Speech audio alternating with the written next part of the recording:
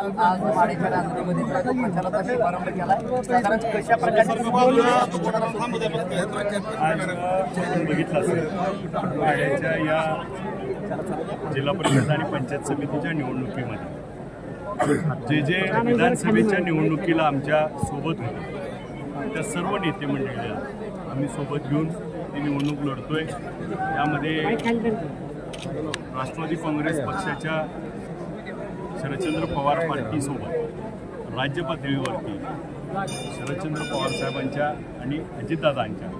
दोन्ही पक्षांची युती झाल्यामुळे आम्ही राष्ट्रवादी काँग्रेस पक्ष तुतारी आणि घड्याळ एकत्र लढतोय। आमच्यासोबत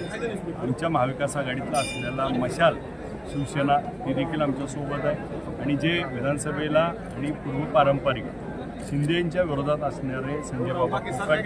शिवसेना बाण आमच्या सोबत त्या ठिकाणी काम करतोय। आम्ही सर्वजण मिळून ही जी विधानसभेमधली असलेली आघाडी आमची एकसंघ घेऊन आम्ही या निवडणुकीमध्ये सामोरे जातोय। आज प्रचाराचा शुभारंभ झाला आहे आणि आजच्या प्रचाराच्या शुभारंभात आणि सर्व उपस्थितीवरनं आजचा विजय आमचा त्या ठिकाणी झाल्यासारखा सर्व सहकारी कार्यकर्ते जे सोबत आहेत त्यांच्यामध्ये असलेला उत्साह आणि सगळे उमेदवार त्या ठिकाणी उमेदीची दिले त्या सर्व उमेदवारांना त्या ठिकाणी निवडून देतील अशी विनंती करण्यासाठी आजची प्रचार सभा झाली आणि त्याला प्रचंड असा प्रतिसाद होता। पण आबा एक वेगळ्या प्रकारची युती होताना पाहायला मिळते ज्या पद्धतीनं बार्शीमध्ये आमदार दिलीप सोपल यांच्या नेतृत्वाखाली युती झाली तसाच फॉर्म्युला एक नवा राजकीय डाव वेगळा जे राज्यभरात जी युती नाही ती तुम्ही माड्यात करून दाखवा। सगळ्यात महत्त्वाचं मी मगाशी आपल्याला सांगितलं की मागच्या निवडणुकीमध्ये आम्हाला विधानसभेच्या जे शिंदेंच्या विरोधात असलेले सर्व एकत्र करून पक्ष पार्टी हे न करता सगळ्या पक्षांना सर्व घटकांना सोबत घेऊन आम्ही हे केलं आहे आणि ज्या पद्धतीनं सर्व आम्ही एकत्र आलो आहे जशी लोकसभेला त्या ठिकाणी इथं विजय झाला विधानसभेला विजय मिळवून दिला लोकांनी आणि तसाच आता जिल्हा परिषद पंचायत समितीला हमखास विजय होता। ज्या पद्धतीनं बोलताना आपण थेट जो आहे तो माजी आमदार बबनराव शिंदे यांचे पुत्र रणजित शिंदे यांच्यावर निशाणा साधला नेमका काय प्रकरण आहे? एकीकडे वडिलांच्या आजाराचं कारण देऊन आपण थेट भाष्य त्यांच्यावर केले काय नेमके केले त्यांनी दूध संघ जिल्हा दूध संघावरती आपण बघितलं असेल प्रशासक नेमणूक झाली होती 88 कारवाई झाली होती त्याच्यामध्ये संचालक मंडळ दोषी आढळलं होतं त्याच्यामध्ये मशिनरी आणि याच्यामध्ये भ्रष्टाचार झाला होता आणि मग त्याच्यामध्ये 88 झाली याचा अर्थ ही भ्रष्टाचार पूर्ण उघडकीस आला शिक्कामोर्तब झाला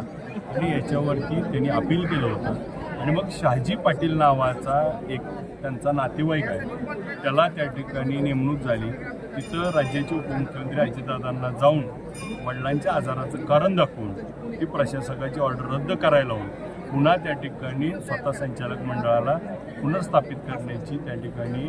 ह्या इमोशनल ब्लॅकमेलिंग त्या ठिकाणी त्या काळामध्ये केलं गेलं आणि मग या भ्रष्टाचाराला खतपाणी घालत असताना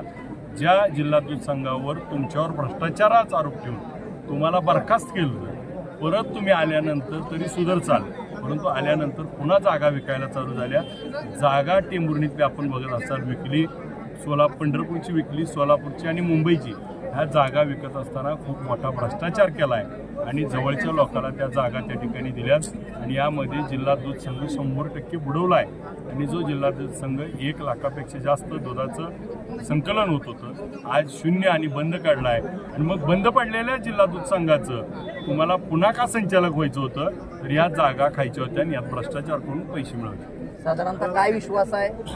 जिल्हा परिषद आणि पंचायत समिती निवडणूक आम्ही 7-0 14-0 होईल कारण जनता ही त्या ठिकाणी त्यांच्या विरोधात आहे आणि जनता पेटून उठली आहे ही जनता या ठिकाणी सामान्य लोकांना निवडून देईल याचं कारण असं आहे की मागच्या निवडणुकीत बघितलं असेल तर शिंदेंच्या घरातले 4-4 5-5 उमेदवार असायचे आता त्यांना लक्षात आले की या निवडणुकीत निवडून येत नाही म्हणून घरातला एक उमेदवार द्यायचं धाडस झालं नाही त्यामुळं बळी कार्यकर्त्यांना त्या ठिकाणी त्यांनी देत आहेत। या तालुक्यात होत असलेला दबावाचं राजकारण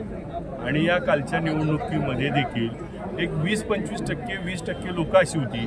की पुन्हा ही निवडून आली तर यांच्या जाचात सापडावं लागेल म्हणून त्या ठिकाणी मत टाकायची इच्छा असताना देखील मला मत टाकू शकले नव्हती आणि ती दबावाखाली होती का तर आमच्या बूथवर उद्या मतं कमी निघाली तर गावातली लोक ज्यांची जी गुंड दहशत करणारे ते त्या ठिकाणी जाब विचारतील, म्हणून इच्छा असून मत टाकलं नव्हतं. परंतु लोकांनी मला निवडून दिलं 30,600 मतांनी. त्यावेळेस लोकांच्या मनामध्ये पुन्हा एकदा विश्वास ज्या राहिलेल्या लोकांमध्ये तयार झाला आणि मग ज्या पद्धतीने गेल्या 1 वर्षात मग आमसभा जी बंद पडली होती 13 तास 12 तास त्या ठिकाणी आम्ही आमसभा घेतली. लोकांचे प्रश्न मांडायला लागलो, सगळ्या ठिकाणी विषय यायला लागले, विधानसभेत प्रश्न मांडायला लागलो. त्यामुळं ही दबलेली जनता त्यांच्यामध्ये आज आत्मविश्वास वाढला की आमच्या पाठीशी इथला आमचा आमदार पाठीशी उभा आहे. त्यामुळे यांच्या दहशतीला भ्यायचं बंद झाल्यामुळं आता त्या ठिकाणी 20 ते 25% लोक अधिक त्या ठिकाणी आमच्या बाजूला आले. त्यामुळं हा विजय सुखकर आहे. आणि ज्या पद्धतीनं मुद्दे मांडायचं सांगितलं आपल्याला,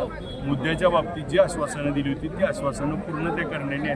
नेण्याच्या दिशेनं केलेली पावलं आणि लवकरात लवकर ती काम करण्याच्या दृष्टीनं जे मुद्दे आहेत आणि जिल्हा परिषद पंचायत समितीमध्ये जे मुद्दे आहेत ते मुद्दे घेऊन विकासाचा रथ हा त्या ठिकाणी शेवटच्या गरिबाच्या घरापर्यंत गेला पाहिजे ही भूमिका घेऊन आम्ही निवडणुकीत सामोरे जातो.